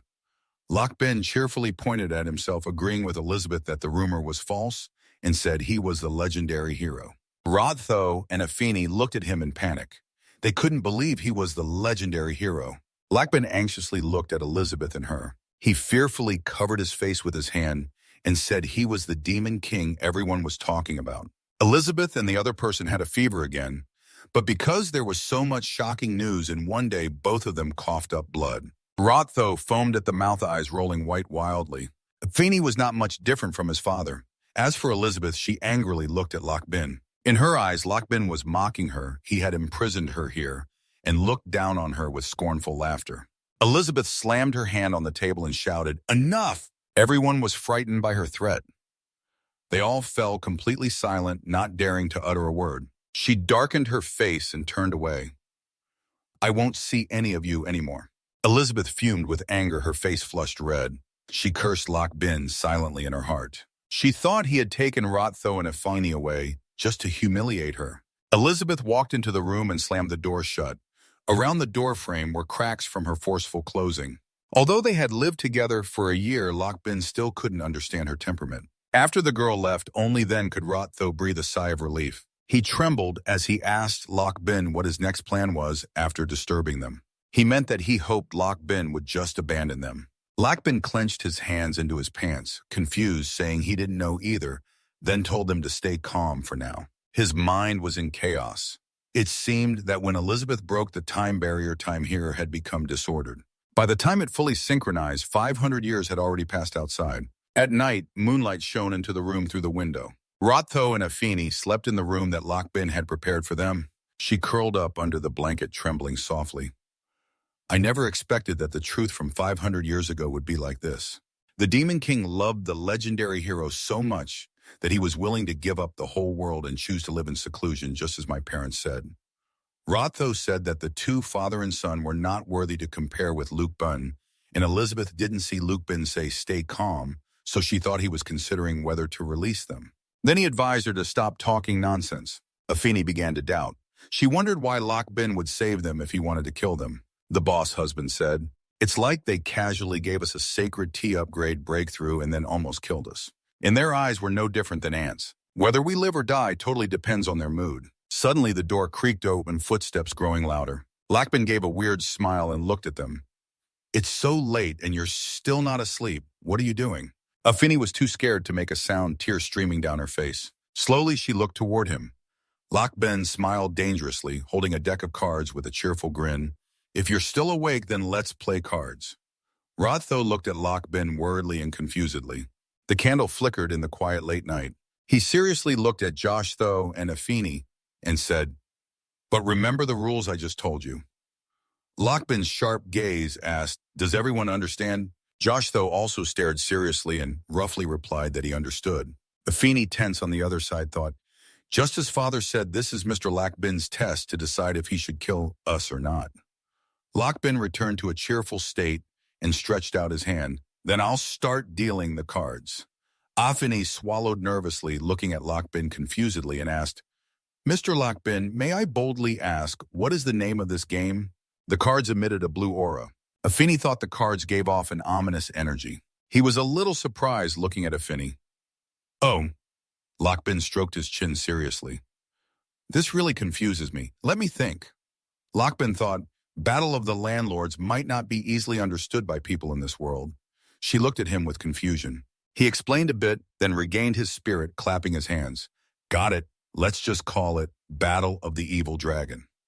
Rotho and Afeni gasped in surprise and shouted, "Battle of the Evil Dragon! Battle of the Evil Dragon!" Xiaobai, using invisibility magic, was hovering in the sky, watching them, thinking, "What? Battle of the Evil Dragon?" Elizabeth looked worried and confused at Lockbin sitting with the pet, father and son, and Afeni, thinking, "What exactly is this guy trying to do?" Lockbin scratched his face worriedly, looking at the pet, father and son, and Afeni. Basically the two heroes have to join forces to defeat the evil dragon." His eyes curved toward the puzzled Rotho. "We can decide whether to become heroes or evil dragons based on the cards we draw." Rotho glanced skeptically at Afeni.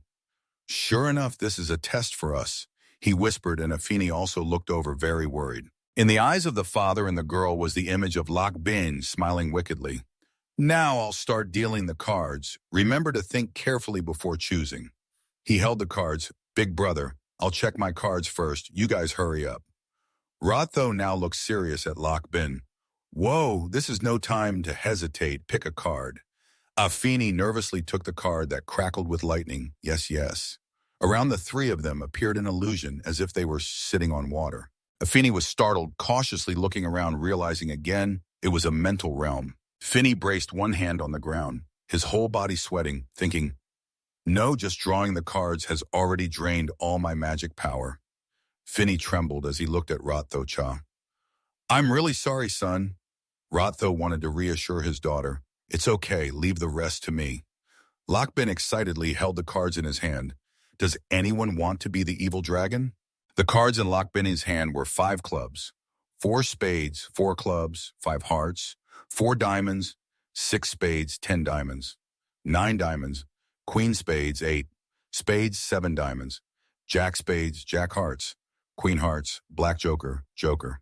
Rotho held the cards anxiously. I won't do it. Finny also held his cards worriedly. I won't do it either.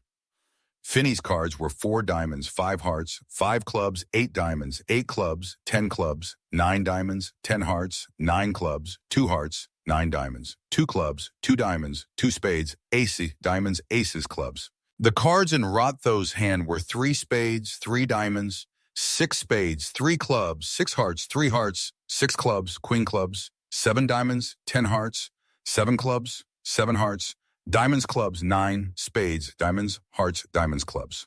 Lockbin looked proudly at the cards in his hand, thinking, if I had one more 4 and 2 aces, that would be perfect. He looked at the 2, father and son, Rotho and Finny. You guys really aren't going to do it. The other 2 shook their heads in unison. Lockbin actively reached out to draw cards. Then I won't be polite anymore. He quickly drew 3 cards and decisively flipped them face up in front of everyone. The 3 cards Lockbin drew were 8 spades, queen spades. Queen spades. As long as we pass this test, Mr. Lockbin will spare us. So we can't give up. There was no flinch when looking at the cards in hand. Decided to draw a black card and suddenly felt a lightning bolt cling to his hand. Realizing each card actually cost life energy to play, he hesitated and put the card down. Finny was worried when he saw Rotho trembling. Father Rotho tried his best and turned to look at Finny to comfort her. I'm fine, leave everything to me. Finny anxiously looked at Lockbin, then Lockbin looked at the cards, worriedly thinking that, apart from the straight 7 queen, 3 4s, and a pair of 5s, the rest of the 10s and aces, whether to play or not, would be better. If I play 2 from the opposite side will follow, so I will be in trouble. He happily tilted his head up and looked at the father and son Rotho and Finny. Forget it, I give up too. Suddenly Rotho was shocked, eyes wide open, supporting himself with his hand and looking at Lockbin. Rotho looked like he was about to cry, amazed at Lockbin. You really aren't going, He cheerfully replied no. At this moment he was sweating with worry, looking at the cards, thinking, Mr. Lockbin is deliberately trying to make me keep playing and drain my life energy. Rotho decided to put down a pair of queen 3s, 6 3s, 7 3s, thinking that with the current situation I should quickly get rid of all my cards, not seriously. Looking at Lockbin, according to the rules, this combination is probably called a flying dragon. Finny stayed seated. Suddenly he was startled, as if sensing something trying to suppress itself. One of Rotho's legs was drained of life force by a blue-green energy flow. Thinking the cost this time is 1 leg, so the bigger the card played, the bigger the price to pay. From above the 3 of them, an evil dragon appeared. The father and son Rotho and Finny looked up at the evil dragon, shocked and startled. What the evil dragon concentrated its power on its mouth and shot a blue-green beam at Lockbin Boom, causing the 2 father and son Rotho and Finny to look petrified. Little Bach used invisibility magic, crossed his arms, and floated seriously, observing the evil dragon, gradually dissipating into a pale blue-green smoke. Rotho gasped in fear, thinking, so playing a combo card will trigger an attack on me. I just offended the legendary brave warrior. I'm definitely dead. This time I'm definitely dead.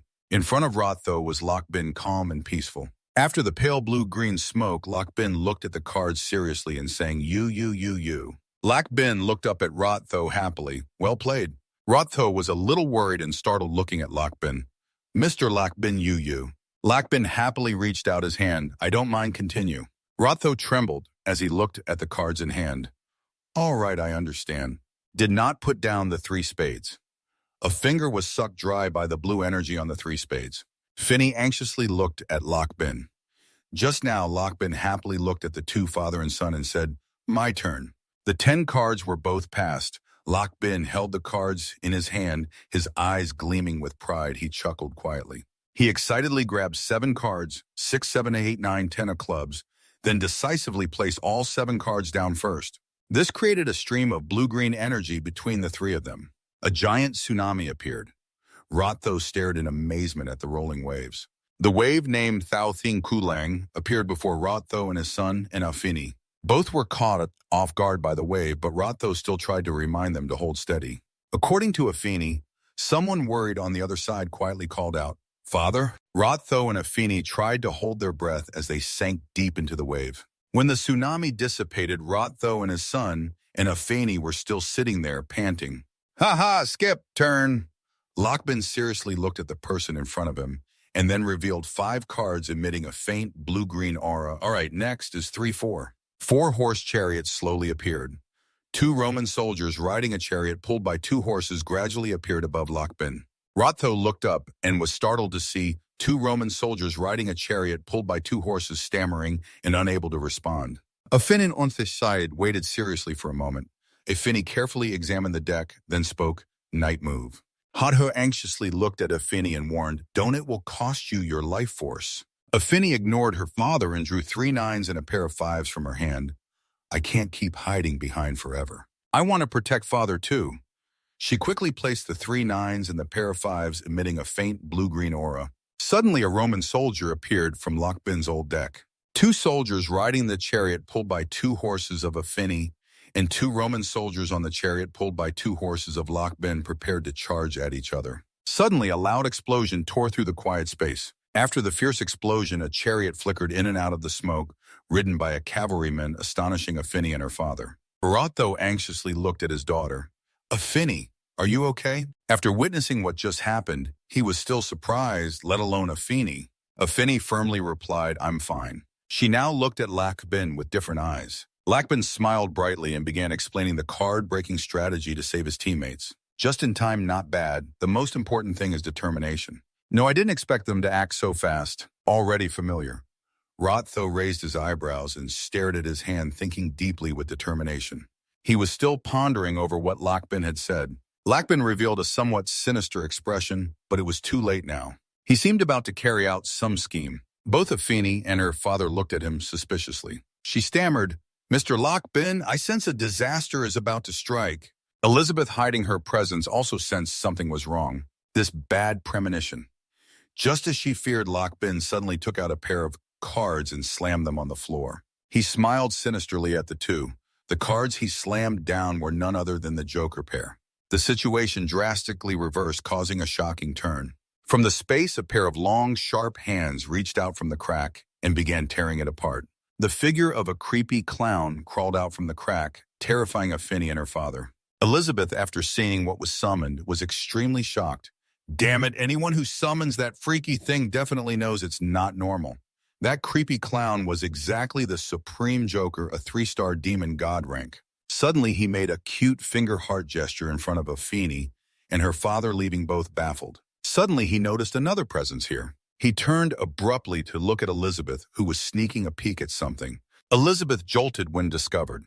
From the clown's hands, he created a red aura surrounding the root. He conjured a dagger in his hand. He looked at Elizabeth, weirdly licking the dagger. Better watch out or I'll kill you. Truly a crazier clown than expected. Elizabeth gritted her teeth and cast a spell. Who do you think you're underestimating? She thought to herself. This time, the Time Lord has set aside his dignity to reluctantly reach the 3-star demon god, rank like Lakbin. That guy casually took it on and turned out to be Ifini. Sighing helplessly, Bot saw this and could only pat her shoulder to comfort her. Ifini, sorry I couldn't do anything. Ifini didn't blame her father. How can I blame father? It was my fault for provoking Mr. Lakbin. Suddenly, Rotho felt his body burning up. My life force is wildly slipping away. He painfully rolled his eyes back. Blood started flowing from his mouth. At this moment, the cards in his hand were also shaking uncontrollably. Lakbin, seeing his suffering, was startled. "Uncle Post, are you okay?" Lakbin guessed that the old wound still hadn't fully healed. Suddenly, he realized something about him. Lakbin looked at the cards. They were 4 kings and 3 threes. Only then did he understand that his uncle's cards could have won a long time ago. It turned out he was just letting him win on purpose. "I was foolishly thinking I was clever, but in reality I was just disturbing someone else's rest." Lakbin decided to stop. He put down all the cards in his hand and then shuffled them together with the spare cards, causing everything he had just summoned to slowly vanish back into nothingness. Then Lakbin arranged all the cards back into a single deck. Carefully, he stood up, gave a faint smile, and said goodbye to both. "That was fun. Rest early." Both were startled, still not understanding what the heck was going on. Lakbin suddenly became gloomy after realizing he had just been a bother. Then Lakbin walked out with that sad look, sighing deeply, and even Afeni was still shocked. He stammered, "Heroes and legends really are hard to see through." This is Feeney, foaming at the mouth. "We're still alive." This move was truly unexpected. In a corner, Elizabeth gritted her teeth angrily. Why be so upset? Playing cards with these 2 humans is just pretending. Taking advantage to attack the Demon King is the real deal. The next morning, Afeni and his father decided to leave earlier than planned. Lakbin also said a few words before parting with them. Lakbin wondered, "Don't you all want to stay for another 2 days? The fruit I planted is almost ready for harvest." Lakbin still felt very attached to them. Suddenly, Post bowed 90 degrees, startling him. "I don't want to bother you 2 any longer. We will forever remember the great kindness of Mr. Lakbin." Lakbin was embarrassed, not knowing how to respond properly. Oh, no need to be so formal." Lertho confidently said, "Rest assured, after we leave, we definitely won't say anything reckless." Jafini looked at the gift given to Mr. Lakbin. "You even gave us such a precious gift." Lakbin felt shy and rubbed his head with a sheepish smile. "It's just ordinary barley tea, please don't dislike it." Seeing how much they liked the small gift he gave, Lakbin felt relieved. Suddenly he stepped closer to Post and handed him something serious. "That's right, here's something for you to take home as a souvenir." When Lertho opened his palm to look, he was astonished. Not looking at Lakbin, Lakbin's face turned serious and dark. "Take it," making Lertho even more embarrassed. He teared up looking at him. "My card skills are terrible. Totally not suitable. If the other guy doesn't accept it, I'll cry." Lakbin was about to get teary-eyed. Elizabeth came from behind and spoke these words. Lertho was surprised to see her. Elizabeth mouthed a few sounds and quickly left, "Give it to me." Lakbin hadn't even opened his mouth to say a proper goodbye when Lertho hurriedly ran off with his daughter Effany dashing far away. "Bye-bye." Lakbin hadn't finished his farewell and just stared dumbfounded as they sped off like the wind. Elizabeth turned and left, not forgetting to remind him, "All right, everything back to normal. Cook for the Demon King, quickly." Lakbin could only helplessly reply, "Uh-huh." Lert was running at lightning speed without any effort, dashing through the grass. While running, he glanced back as if afraid something was chasing him and shouted loudly, "Go aha!" Even though he was pulling Ifini behind him, her soul just flew high like that. Her eyes spun round and round. Her body swayed and floated along.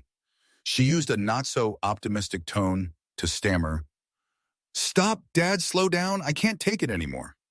As if he understood his beloved child's condition, he suddenly used his foot as a brake and stopped abruptly. Stopping, he finally knew what tired felt like and gasped for breath. His face still showed fear. He panted nonstop, reminiscing about all the achievements he had gone through. First the hero challenge game, then the threat from the Demon King. He began to remember last night in front of Lertho and his daughter. It was a rather mysterious space. Before him stood the Demon Queen Elizabeth. It was a rather mysterious space. Standing before them was the female Demon King Elizabeth. She cast a cold, sharp glance and swung her hand forward. The scene made others tremble in fear. A stroke from her fingernail swept down in a place no different from any other, right at their necks. But surprisingly, that stroke was not a fatal blow. They struggled to cover the mark left behind. Their faces were agape as they gasped for breath. As if sensing something was wrong, Afini slowly lowered her hand to reveal that the mark was a line of spellcraft. The queen stood majestically and issued an order. "Elizabeth Vertish, command you all to leave here immediately tomorrow and not to disclose any information outside about the hero and myself being here. Both the servant and her daughter knelt and looked up at each other with worry in their eyes. Understood. She looked down at the two as if they were lowly beings and threatened, if any of you disobey even slightly, the seal on your necks will instantly make your heads detach from your bodies. Ending the memory, he still trembled, recalling last night's events, pondering the true history. The Demon King who once ruled the world alongside the hero in the legend of Loc Bin Tuong Sin had lost interest in the world and did not want to be disturbed. Despite his father being lost in his whirlwind thoughts, she paid attention to the resting place in front of her and couldn't help but feel somewhat familiar. Without listening further, she turned around to look at the surroundings. Unexpectedly, at that moment, the father and son were in a field that was not desolate. He exclaimed in surprise, "Oh, have I run this far?" Vuong Tai was sitting somewhere, looking at what was happening with the two of them, and feeling that bringing them here might not disturb the master and that fierce woman anymore. He felt proud of himself and thought that the reason he had run so fast was thanks to Vuong Tai's help lifting him. Defini looked at the large hole ahead, feeling that the corpse remains of the Dark Guild were still here. He still couldn't shake off his worry and looked around, guessing that high-level demons might still appear nearby. "Let's leave quickly." Vuong Tai raised a hand, seeming to sense something wrong as he barked. Something was approaching, but he wagged his tail, jumped up through the teleport gate, and ignored everything. Thinking, whatever, better avoid getting beaten by that fierce woman when I return. As if avoiding responsibility, he jumped straight into the gate. Just as he jumped into the gate, it closed. Suddenly, something quite mysterious appeared, not just one thing, but an army of purple shadows that looked a bit terrifying. The two-horned great apostle also appeared in form, grinning a horrific smile as if wondering something. At his feet were apostles cloaked entirely in a strange purple color, wearing masks of various shapes. They were communicating in a strange language. Suddenly, with the understanding of an old man, he snapped awake and stammered, "That's the great apostle." Ifini, inexperienced with the world, looked puzzled, wondering what a great apostle was. Understanding the situation, he pointed at the two of them and ordered the apostles. They belonged to the Dark Guild. Great apostles of 3-star rank, great demon spirits. These apostles are demon spirits ranked between 3 and 4 stars. But those two only have the rank of great mages with 1 and 2 stars, very modest.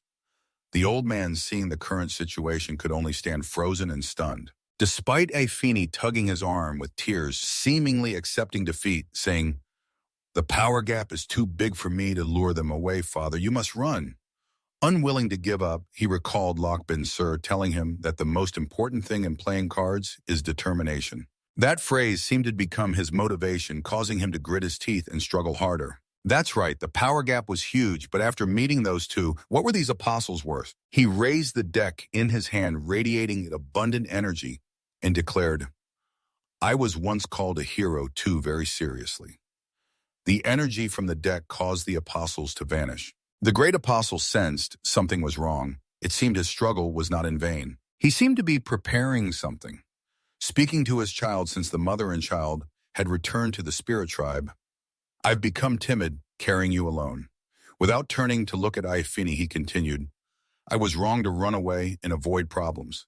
If we can overcome this, I will take you to the spirit tribe and reunite you with your mother, just like when I once pursued your mother." After opening up, he took control of the game and played 4 cards, not hesitating to summon 4 cards. Those 4 were 4 of a kind. 4 green spirit maidens appeared. She looked up at her and called her mother in amazement. Struggling, she shouted, played a card, and a beam of blue light shot out. The fairy gently grasped the light, transforming it into a bow and arrow to shoot. The arrow flew at incredible speed. A disciple shouted, "Quick, back up." "Brother," the giant blue arrow was unleashed. It hit the disciple in front, causing them to vanish while screaming miserably. 1 arrow, 2 arrows shot straight into their heads, 3. Then the arrow pierced through every obstacle and headed straight for the grand disciple. He calmly caught the blue arrow, but it seemed off. The arrow couldn't stop and stabbed right into him. You Kirkaka," it pierced through his head, twitching. After dealing with the foreign object, the man hurriedly gathered his cards. The blue fairy gradually disappeared. Tefini rushed to him, anxiously calling out to her father. His eyes shimmered with the current situation as he gasped, Phew, looks like I should change professions." Yet inwardly, he was glad and felt lucky to have understood Loc Bin's advice. Luckily, at the last moment, I grasped the meaning of Teacher Lockbin's words. Determination is the key factor to unleashing a card's true power. Without the scene being projected, we still saw a part of the arrow's power. From that point, the brave warrior gained a new profession, Grandmaster. 1 week later, Lockbin sat under a large tree, enjoying sweet, juicy watermelon slices on a clear, pleasant day. He happily chewed the red watermelon while thinking about the magic hybridization used to grow this fruit. He looked at the fruit in his hand and thought to himself, the magical world is wonderful.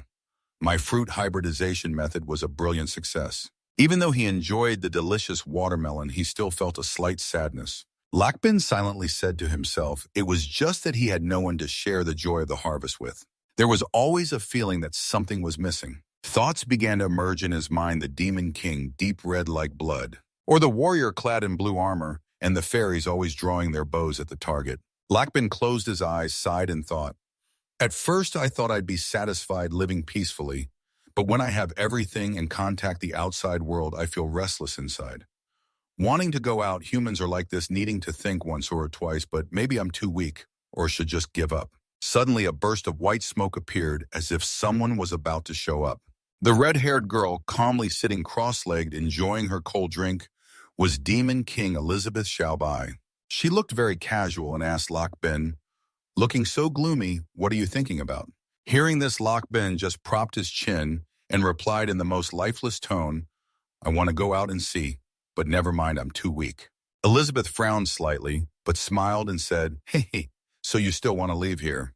Then come out with me. After saying this to Lockbin, Elizabeth silently thought the outside world wasn't better than this place, but his attitude was too pathetic. Hearing that, he happily slammed the table, stood up, and loudly asked Elizabeth, really? At the same time, Lockbin had another thought. If I have the female demon king protecting me, nothing will go wrong, right? Elizabeth silently brought the straw to her lips, took a sip, and then answered, stop talking nonsense, change your clothes. Lockbin had already changed neatly and put on his backpack. Perhaps he was fully prepared and lacked nothing. Elizabeth was also dressed, wearing a very flattering outfit. She gave Lockbin a bit of praise. I must say your cooking and sewing skills are excellent. Hearing this, he smiled, adjusted his gloves, and cheerfully replied, of course, that's what I'm best at. Vuongtai was also ready now. It barked. Elizabeth snapped her fingers and a teleportation gate appeared before them. She maintained her calm demeanor and slowly said to Lockbin, let's go. We can reach the nearest town through the teleportation gate. Lockbin stood beside her, unable to help but admire. That's really convenient. Elizabeth said nothing and stepped toward the teleportation gate. Behind her walked Lockbin and Vuongtai. She saw Lockbin still hesitating and not wanting to leave, so she turned back to look at him with a slightly puzzled expression. Lockbin seemed to have something he wanted to say to Elizabeth, so he spoke up. Wait, Elizabeth, I want to ask you something. For some reason, he was trembling and stammering, sweating as he said, after you go out for a while, you will come back to me, right? I don't mean anything else by that. Of course you can leave if you want to. Although he said that deep down he thought saying this won't offend her. But without the protection of the Demon King, my land will be trampled by nearby monsters. Within minutes, Lockbin's expression changed from trembling to a sly smile. He laughed, ha ha ha ha. If you want to escape after going out, I will understand. Elizabeth's face darkened like burnt soot upon hearing this. She was a bit annoyed, silently thinking, does he think I'm the type to run away if I can't win? She replied with a dark face to Lockbin's question, of course I will come back to you.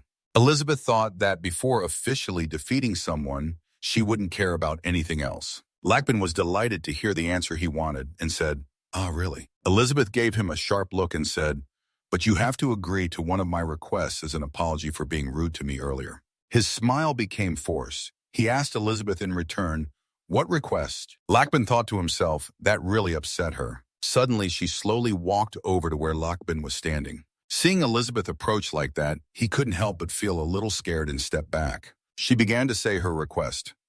After we return, you will use freshly harvested fruit to make me a super large pudding. It seemed like a difficult request, but hearing she just wanted him to make a pudding surprised Lockbin, who said pudding. Elizabeth turned to head toward the teleportation gate, but still looked back and answered, what's wrong with that? Hurry up and go. Although he felt it was a bit strange, he still smiled and replied, no problem, let's go now. Both of them stepped through the teleportation gate. but it seemed like they had forgotten to bring Vuong Tai along. Seeing this, Vuong Tai barked loudly, intending to run after them, but the gate was already gradually disappearing. As he stepped into another space, Lock Bin covered his eyes with one hand and closed them because the light inside the teleportation gate was a bit dazzling. After arriving in the outside world, he slowly opened his eyes. The scene before Lock Bin astonished him.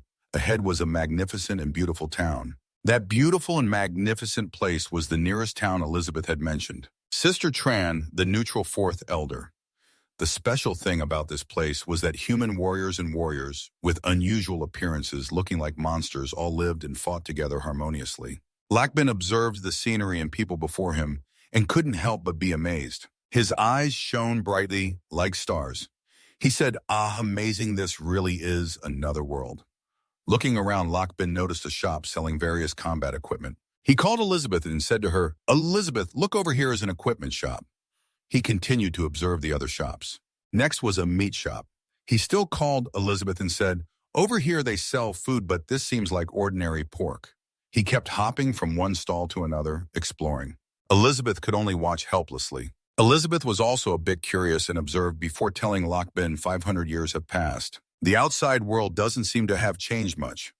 Lakbin still wore a very excited expression. He kept walking and agreed, "That's right. It doesn't look as chaotic as you said." Elizabeth gently closed her eyes. She gave a slight smile, hands on her hips, and said, "Heh, that's because I had a solid foundation when I was in power. Let me tell you about it." She put one hand on her hip and raised her index finger. Looking at her now, she seemed a bit proud, like she was giving a lecture, saying, "In the original world, many different forces were divided. Conflicts always happen, but I suppressed them all with my power and set rules so everyone could live in harmony."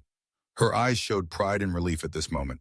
Elizabeth said, "So it was really me who saved the world, not you. You are called the legendary warrior."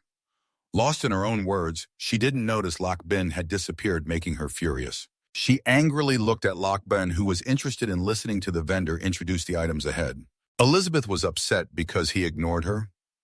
"Why don't you listen to me talk about my past achievements? I am Lakbin, standing here looking at the stuffed animals at the stall in front." He couldn't help but admire the craftsmanship of these items and honestly said they were delicate. The stitching details were handled very well. "Is that me?" The younger sister of the girl named Annie, who was selling the items, was also very enthusiastic and replied while calling for sales. That's right. If you like this, I'll sell it to you cheaper." Suddenly, a pig-headed demon charged in from somewhere. He shouted loudly, "Hey, who allowed you to set up a stall here?" Then he kicked Annie's stall away, causing all the stuffed animals to fall to the ground. Annie and her little siblings were all very frightened by this guy. He grabbed the girl's wrist tightly and said, "Damn it, you haven't even paid the protection fee that your church owes our gang. Yet you have the nerve to open a stall here." Annie's three little siblings trembled in fear and cried, "Our sister, Annie." That pig-headed guy aggressively grabbed Annie's cloak collar and lifted her up. Annie, though scared, still firmly argued back, "You never protected us. Why should I pay you protection fees?" The pig-headed guy spoke with spittle flying. He furiously shouted, "Fool, since last month, this street has been under the influence of our beast gang. From now on, if you want to survive here, you have to pay a monthly fee." The girl, Annie, angrily clenched her fist and frowned loudly, saying, "No, that's not true. The church belongs to the nuns. When the nuns return, you will be punished." Everyone gathered around to watch. Lakbin felt upset, but still didn't know what to do. The pig-headed guy continued, "Fool, you don't understand the current situation at all. Enough. Today I will drive out all your orphans and destroy the church." Lakbin could no longer hold back and shouted at the pig-headed guy, "Stop!" Hearing him yell, the guy glared angrily and said, "Damn it, what do you want to do?" Realizing he might have overreacted, Lakbin stammered a bit. Elizabeth's eyes half closed, looked at him and thought silently, "Busybody. Want me to play it around with these weak, ordinary people?" Lakbin started looking at Elizabeth with a pleading gaze. He silently said to her, "Elizabeth, please help me." Seeing this, Elizabeth closed her eyes and turned away, thinking, "No, I don't have such low-class taste like you." Seeing her rejection, Lakbin felt desperate and didn't know what to do next. The pig-headed guy, seeing no answer, became angry and bulged his veins as he shouted, "Hey, I'm asking what the hell you want to do." Lakbin was tearing his hair out, not knowing how to handle this aggressive pig-headed guy. Elizabeth, standing beside him, just crossed her arms and ignored the situation. Suddenly, Lockbin slapped his hand as if he had thought of some clever plan. Lockbin's eyes lit up, and he pointed directly at the pig-headed guy's face, loudly shouting, "Everyone, this pig-headed guy is bullying the little girl. Come and criticize him. Criticize him." Thinking his plan was clever, he turned around only to see everyone else ignored it, just like Elizabeth. Looking over at the group on the other side, they all ignored it too. So Lockbin looked at the group on this side, but it wasn't any better. Everyone was the same. The pig-headed guy still held Annie by the arm. Laughing loudly, he mocked Lockbin, "Ha ha ha ha. Do you really think anyone will stand up to help you? Everyone on this street knows about our beast gang." The pig-headed guy stuck out his tongue and spoke in a perverted tone. "Looks like you're a southerner who just came here, right? The girl next to you is pretty too." Lockbin was very embarrassed. He had no choice but to try negotiating with him. He softened his voice. Let's negotiate a bit. I have some souvenirs in my backpack to give you." Many people stopped to watch the situation between him and the pig-headed guy. He couldn't hold back anymore and said to the henchmen around him, "Stop talking nonsense." She gave a cold smile near her voice. "Do you really think anyone has the right to imprison me? You really have stepped on the tiger's tail." The sky immediately erupted in fury. Thunder, lightning, and strong winds blew fiercely because of Elizabeth's anger. The pig-headed guy dropped little Annie. As for him, his limbs were trembling. He looked up at the sky trembling as he said, "What is this?" The sky suddenly changed. Even the Thu Bang members there felt scared and trembling because they didn't understand what was happening. Lockbin saw Elizabeth so angry and feared she might destroy the place, so he quietly advised, "Don't. She might destroy the whole town." To help her calm down, Lockbin pulled out a fan and continuously fanned her to help Elizabeth cool off. He fanned while saying, calm down," just scaring them. How could they take an ordinary person seriously? Elizabeth closed her eyes as if not listening, but actually softened somewhat and said, "Just think about what benefits you." Then she gradually withdrew the angry energy that had shaken the earth and sky. Little Annie gently lifted her glasses, witnessing Elizabeth's outburst with surprise. Annie thought silently, "Wow, her magic is so strong." The pig-headed guy still didn't understand anything at this point. Seeing the storm calm down, he could only stare blankly at the sky and say, "The storm has passed." That pig was trembling, pointing at Lockbin's face. "You two want to stand up and protect the orphans in this church?" He quietly felt amazed. What is going on? Why do I suddenly feel scared when facing them? He calmly replied, "If not, then tell me how much I need to charge to protect the children." He crossed his arms. 2 months total, 10 gold coins. Sabak laughed disdainfully at his easy acceptance of money. "Haha, just 10 gold coins, and your gang jumps around like cats and dogs. You really are stupid." Hearing that, he teased, "Right, Elizabeth? You must have a lot of gold coins, huh?" She laughed mockingly. "I have plenty of treasures that never run out." He replied, "Lend me some first, then I'll cook at home and pay you back." Yahello coldly said, "Stupid, you want to use my money to exchange for those useless things? Then no." She was even more blunt. "I didn't even bring money before coming to see you." He gradually lost patience. "Hey, you guys, so what is it, yes or no?" Lockbin scratched his head. "I don't have any gold coins. Can I pay with the souvenirs in my bag?" He had completely lost patience. "Are you kidding me? Enough playing around." Suddenly, a money bag flew from nowhere and hit him straight in the face. The pig-headed guy felt insulted and shouted loudly, "Who's insulting who here?" Maybe he realized something when he glanced down at the object that hit his head, something he always wanted, a sack of gold coins. From the alley stepped out the cop. You threw him a bundle of gold coins. He slowly said, "Money is close, get out of here now, and don't bother my friend." He sneered, "Turns out it's from the Sword Saint Guild, affiliated with the Northern Thien Police. All right, I'll give you a little face." He started to act tough. "Let's go, but next month you won't be so lucky." When he left, the kids in the orphanage gradually dared to come outside. The child helped by Lockbin was touched, sniffled, and thanked everyone. Lockbin smiled and handed a bunch of bananas to the cop. "Just now. Thanks a lot. I have some fruit here if you don't mind. Please accept it." The cop happily replied, "Haha, it's nothing. No need to be polite." He looked toward Elizabeth. "But if possible, I want to invite everyone to cooperate with me on a task." Then he looked down at Annie seriously. "No cooperation." "What can I do for you?" Thundika offered. "Let's go somewhere else to talk. If we can do this, I believe it can solve your financial problems." Elizabeth flatly refused. "I am not interested." Lakbin, let's go. Lakbin hesitated, directly refusing wouldn't be very good since they just helped us. Let's go take a look first.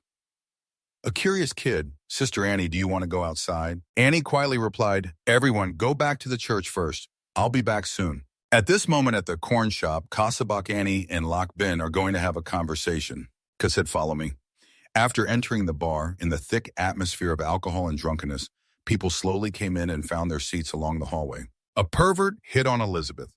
Hey, little sister, the men around you look like trash at first glance. Do you want to come with me? Hearing this, Lakbin and Annie felt a bit embarrassed and worried, as if the limit had been reached. Elizabeth angrily glared at them. She spoke again, and everyone who heard her was startled with fear. The guys hitting on her then awkwardly drank water, pretending nothing happened. She turned back and looked at Lakbin. It's all your fault for insisting on coming to such a terrible place to waste my time. Lakbin dodged. Ah, he's here, Holy Land? Ka opened the door. Let's go this way. Once we enter this private room, no one else will bother us. Holy Land, Kay grabbed the door handle, deciding to toast his new friends right in this room. He lowered his voice, smiling, I'm back. The beautiful ladies came to surround him. Master, you finally returned. We were all very worried and wanted to find you. Patting his head, Master, next time when you go out, take me with you, okay? He scratched his head and laughed, telling everyone behind him, I forgot to tell you my wives are also here. Lakbin was surprised wives Thunder Ka started pouring tea to invite the honored guests and joined the discussion about their issues. He stood up. Let me introduce a little first. The one next to me is Gaza. Her profession is shield warrior. Next is Duo. She's an assassin and Slide a mage.